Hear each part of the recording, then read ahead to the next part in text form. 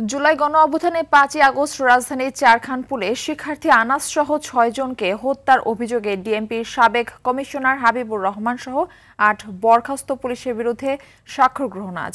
বিচারপতি মোহাম্মদ গোলাম মর্তুজা মজুমদারের নেতৃত্বাধীন ৩ সদস্যের আন্তর্জাতিক অপরাধ ট্রাইব্যুনাল ১-এ প্রথমে প্রসিকিউশনের সূচনা বক্তব্য, তারপর শুরু হবে এই মামলার প্রথম সাক্ষ্য গ্রহণ। এর আগে সকালে মামলায় গ্রেপ্তার ৪ আসামি শাহবাগ থানার বরখাস্ত সাবেক ওসি আরশাদ হোসেন, কনস্টেবল মোহাম্মদ সুজন, ইমাজ হোসেন ইমন ও নাসিরুল ইসলামকে ট্রাইব্যুনালে আনা হয়। শেখ হাসিনার মামলার পর এটি জুলাই গণ অভ্যুত্থানের দ্বিতীয় কোনো মামলায় সাক্ষ্য গ্রহণ। গত ১৪ জুলাই ৮ আসামির অব্যাহতির আবেদন নাকচ করে এই অভিযোগ গঠন করে ট্রাইব্যুনাল।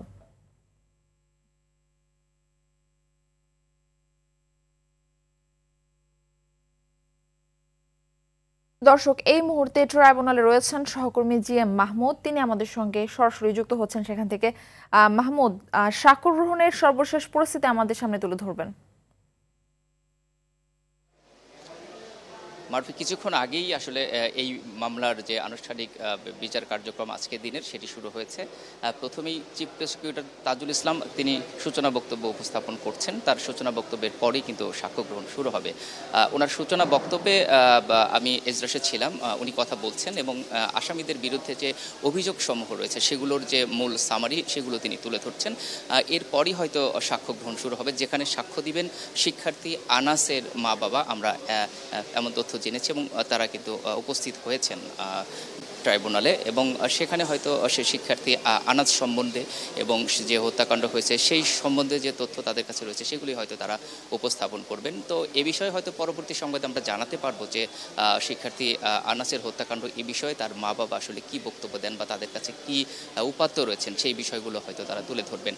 তো এই মামলায় কিন্তু মোট ৮ জন আসামি এবং ৮ জন আসামি কিন্তু পুলিশ সদস্য। এর মধ্যে ৪ জন গ্রেপ্তার রয়েছেন, বাকি 4 জন কিন্তু পলাতক রয়েছেন। সেখানে সাবেক ডিএমপি কমিশনার হাবিবুর রহমানও রয়েছেন। তো এই পলাতক বা আসামিদের বিরুদ্ধেও বা আসামিদের পক্ষে আদালতের রাষ্ট্র নিযুক্ত আইনজীবী রয়েছেন এবং যে আসামিগুলো গ্রেপ্তার রয়েছেন তাদের আইনজীবীও আজ উপস্থিত হয়েছেন। তো এই সাক্ষ্য গ্রহণের মধ্য দিয়ে এটি আসলে ট্রাইব্যুনালের দ্বিতীয় মামলা হিসেবে, জুলাই গণ অভ্যুত্থানের মামলা হিসেবে আসলে সাক্ষ্য গ্রহণ শুরু হবে। আজকের সাক্ষ্য গ্রহণ শুরু হলে আসলে এই বিচারিক কার্যক্রম, বিশেষ করে এই চানখারপুল হত্যা মামলার অনেকটাই এগিয়ে যাবে বলে আমরা বিশ্বাস করি।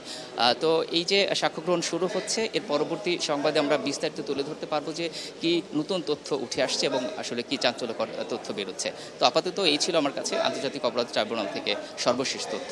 মারফি। মাহমুদ, আপনাকে ধন্যবাদ।